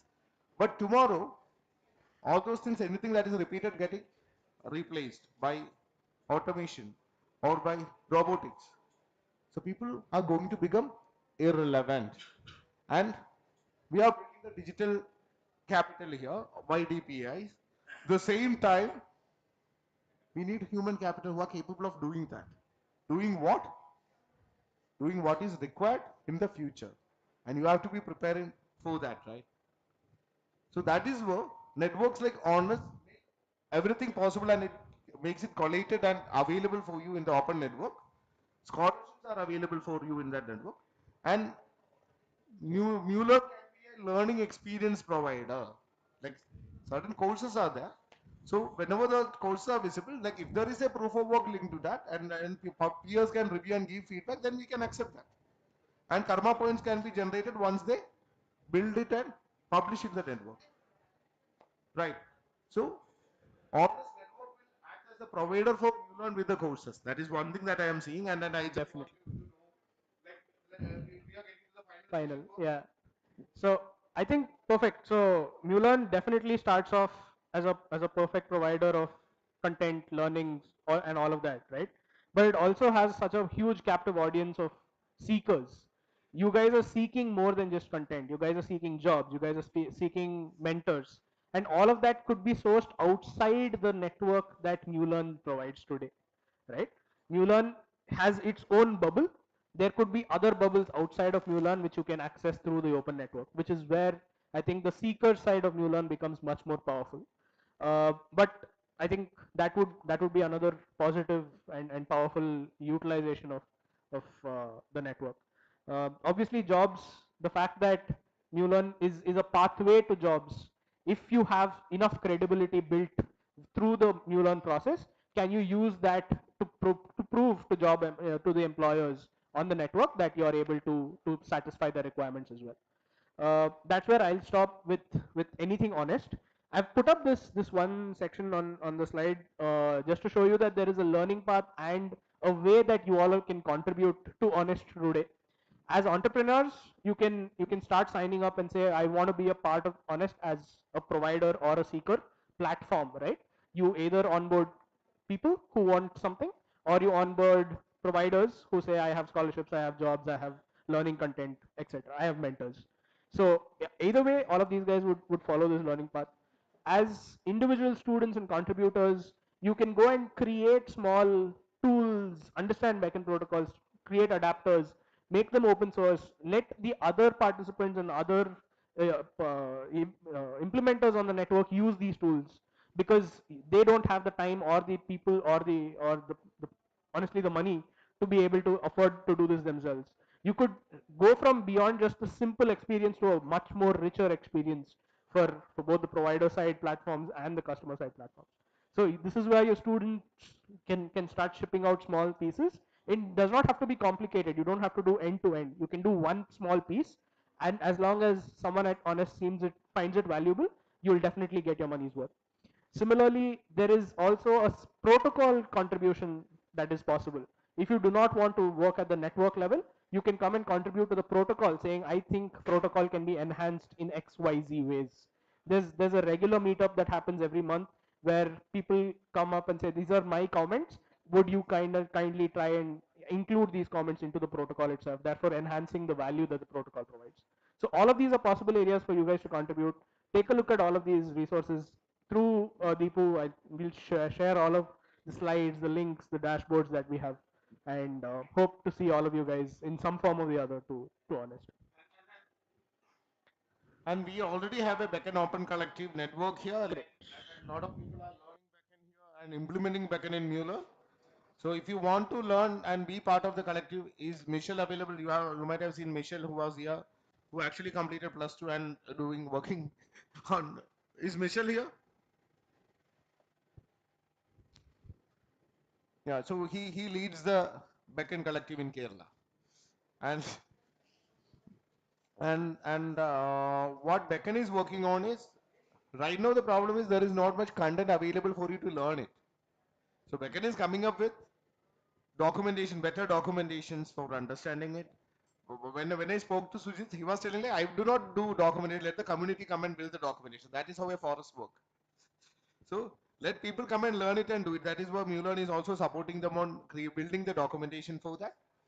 And if you want to learn more about backend, there is always backend collective available. That is, you can join it and have continuous session. And actually, backend is working on creating a course on backend, and they are going to make it available inside mLearn.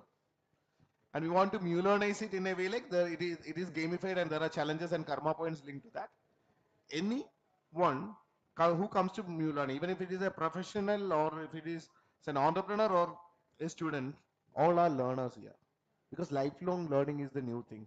They come and learn. Even if you are a student, you learn, you teach, you also become a mentor, and you start building things. So learn, teach, and build. That is the method that happens here. So it would be a place where people from colleges as well as industry come and work together in learning and building that network. That network is the key that we have here. Yeah. So where is Suren?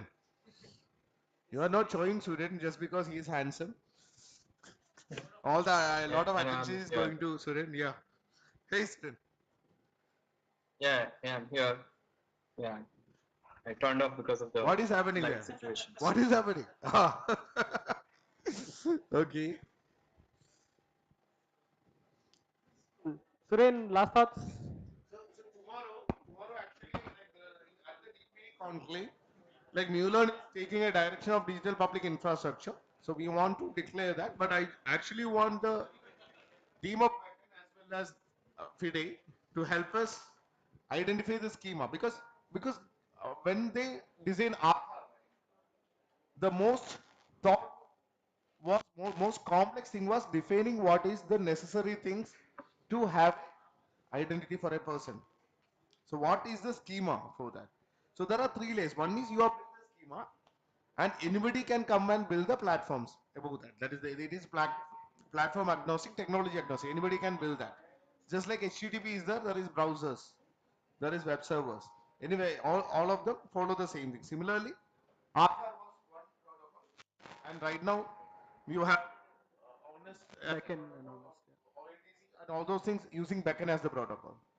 So backend is one thing. You already have that network for the traction, and we have proved that it is possible and it grows by itself. But understanding what is necessary, unbundling mLearn, there are think tanks that comes and meet every month on each interest group, and then they also learn from the students. Students come and talk about what happened in the technology over the last 1 month. Experienced people understand what has happened, and from their experience they decide like what should be the proof of work, and that is being pushed to the network, and anybody can start learning things by themselves and start building those things. That is how mLearn works. And whenever they build something, they did make it available to the network where peers come and falsify it. That is, you haven't learned it or this is not right. That is, take the feedback and correct it. And once everyone approves, then you gain the karma points. So that is the model that is being said. And we start with very trivial things, then they grow to the complex things, and then finally they build and ship things and make it available in product fund or invest in front of investors, a lot of pitch in front of investors. So every 3 months there is in 50 hours that happens. Like people come there with an idea or a protocol and get it groomed by the industry members, mentors, and pitch in front of real investors. And then we want students or the learners to build products towards global scope, not in the local scope. So that is what we are looking for. That is the aim of mLearn, equipping them with the confidence and efficacy that they can build products that has customers across the globe. Because you have seen Larry Page or you have seen Mark Zuckerberg, they were college students, they built products like Google, Facebook. The market was the world, right? And you yourself have the capability to do that. In mLearn, like if you have checked for the Spark AI competition, students who know how to draw, we help them learn Spark AI. They competed in the Meta's global hackathon. Out of 200 global winners, 27 was from that batch. They gained 18 lakh rupees, competing with the people in the global space. Like from people from students from Harvard or professionals from different companies participated, and 27 out of 200 was from mLearn. That means not the power of mLearn, the power of the students. You have the capability to compete in the global space, but you are not provided with the opportunities to aspire for that. And that is what mLearn doing. mLearn is allowing you to connect directly with the people who were expert in the industry, and we curate the content, curate people who comes towards that, and that cream is being maintained. Okay, so Done. Absolutely. Absolutely. I think the schema and the protocol already allows for it. All we have to do is identify where it is that that exact mapping is required, and then actually building the pipes, and that shouldn't take too long. So one thing that is, if you mLearn considered as a black box, lot of people coming in and doing certain things and coming out, what is happening is like they are getting equipped with better profile, with better proof of work that can be shown to the job providers. They come up with the skills and the proof of work to take gig works. They come up with products which can be invested. There can be crowdfunded or those things. So products are something that getting discoverable from mLearn. Skilled resources for gig works, because people should start earning while they learn by building a skill. That is what mLearn. So these are one type of discoverable. Second one is the interest group. The catalog of interest groups are there. A blockchain, all those things, and then based on that there are sub segments. Yeah. And then for each category there are certain challenges like basic, intermediate, advanced, which they have to do to prove that they have learned it. For example, ASAP is part of mLearn. They connect with us. They have courses in which provide certificates. But to gain karma points, if you learn web development, you go and bring one T-shop online, because that is what being taught there. So that proof of work need to be submitted, not the certificate. You gain karma points for that. So anything. So if you are learning IoT, there is Fox Lab, Nadeem is there. So you learned IoT, you create a blog, explain how you build it, or did the experiment and teach others on that. So that you showcase that you have learned this in a better way. Others are coming and learning. So anything that you learn, on the process of learning, value has to be created for someone else, and you gain your karma. So tea shop website created, the tea shop owner get benefited. You earned your karma. Karma, you gain your benefit at some places when you seek for better job or for product hunting. Yeah. So that is the philosophy behind that, and anything that you learn have to be shared for free. Like that is the model. Like you learn it and do not hold it. Our culture, whatever we learn, just tell others, because the pace at which new information getting created today, you see like over the past 50 years how much knowledge and information get accumulated, much beyond that getting accumulated in a year or in a month right now. And the way finishing school model doesn't work today, because by the time you identify it, plan for it, create course and make it available, it will become irrelevant or new things come in. So the pace at which the new information is coming in, that is, you need to have a method where you can adapt it quickly. That is the peer learning things happen. One person learn one thing, other person learn another thing. They come and exchange, both of them go with two knowledge, right? If it is a group of 5, that is how the multiplier of knowledge dissemination happens. So mLearn works on accelerating the dissemination of knowledge. Yeah. The velocity at which it gets there, and also the transmission happens very fast. Else, there are holders that will delay it. That is, friction is there right now. So mLearn space is a space where everything is available for free. Everyone can come and access it, and then everyone gives value and takes value out of it. Perfect. Suren, last comments. I think we are almost on time. I think hope the session was good. I would encourage everyone to go and participate in the DPI event that is happening tomorrow, and show up in the Peck and Open Collective on Discord and the ONEST community. Yeah. Yeah. Okay. Thank you, Suren. And any final question? Time for us to conclude. Last 2 minutes.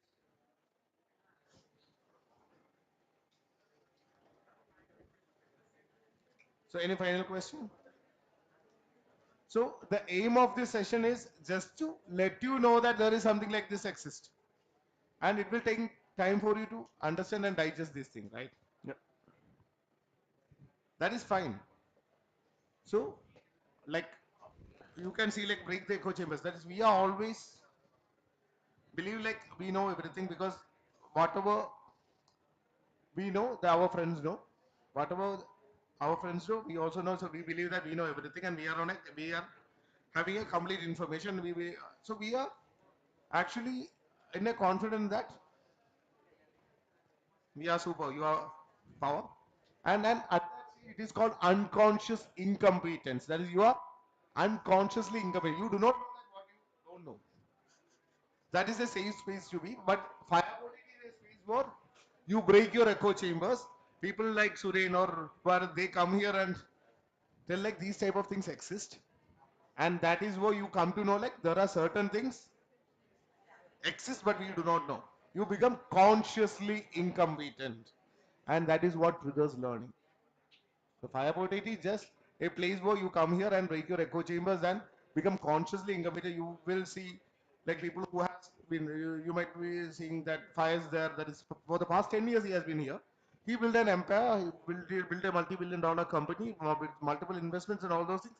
Started being a single person here, coming here, and started with the initial projects and all those things. But that perseverance, learning and adapting things, that is just coming and knowing things is one thing, but looking around for opportunities to apply it, that is important. For that you need people of similar interest, and this is a space where you come and connect to people of similar interest, because all the people here, there are a lot of people in the space whom you can get connected to. You can become friends, because it is not just about what you know, it is also about who all you know today. So networking session after fire potatoe is most important part. Post event, speaker will also be available. You can ask questions. You can also do the network. And I think it is 7, right? Dot on 7. Yeah.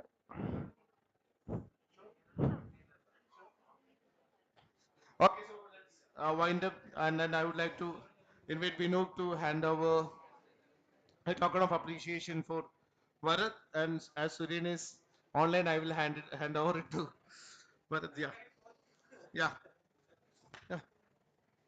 Go. No. You just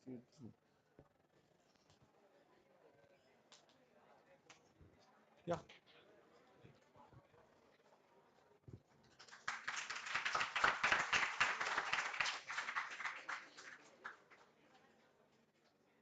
Yeah.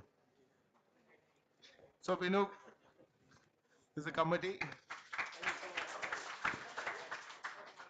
So that is the end for the 113th edition Fireboard 80. Yeah, it's time for that. Thank you, Suren. Yeah. Bye-bye. Thanks a lot. Bye.